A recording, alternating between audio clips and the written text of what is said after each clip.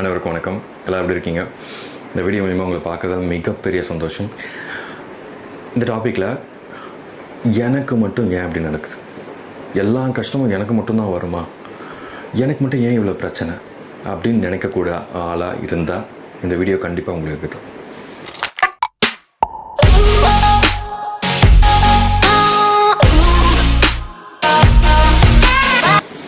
வீடியோக்குள்ளே போகிறதுக்கு முன்னாடி சேனலை சப்ஸ்கிரைப் பண்ணிக்கோங்க. ஆக்சுவலாக உங்களுக்கு மட்டும் ஏன் நடக்குது இப்படி நடக்குது அப்படின்னா, உங்களுடைய எண்ணத்தில் ஒரு சில மாற்றங்களை நீங்கள் கொண்டு வரும். நீங்கள் என்ன மாதிரியான விஷயங்களை டெய்லி யோசிச்சுட்ருக்கீங்க அப்படின்றத பொறுத்து இருக்குது.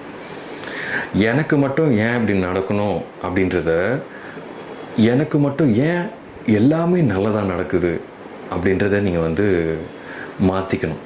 அதாவது ஒரு தாட் இருக்கு இல்லையா, அந்த தாட்டை பாசிட்டிவ் தாட்டாக நீங்கள் மாற்றிக்கிட்டால் போதும்.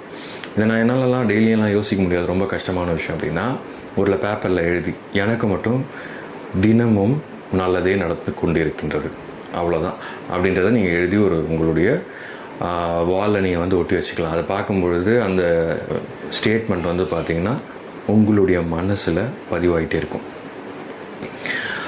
இது ஒரு ஜஸ்ட் ஒரு ஐடியா, ஒரு சொல்யூஷன். இதை தாண்டி ஒரு உண்மைக்குள்ளே போவோம்.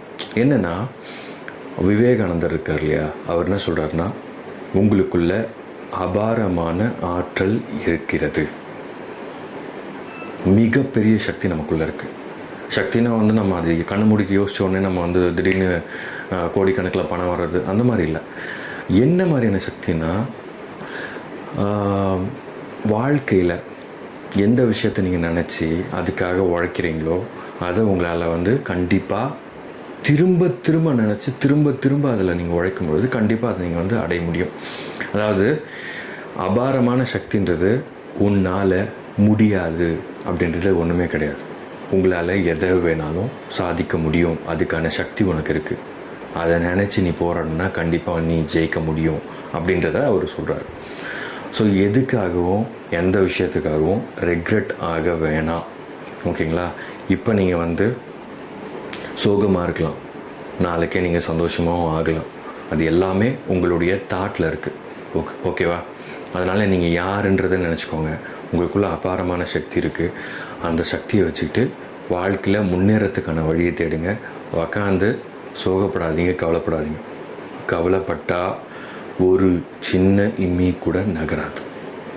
கவலையை தூக்கி போட்டுட்டு அடுத்து நம்ம என்ன பண்ணணும் அப்படின்றத நீங்கள் யோசிக்கும் பொழுது எவ்ரிதிங் வில் கோ ஹேப்பன். ஓகேங்களா? வீடியோ பார்த்துருக்கும் நன்றி. பிடிச்சிருந்தா சப்ஸ்கிரைப் பண்ணுங்கள், லைக் பண்ணுங்கள். தேங்க்யூ. பாய்.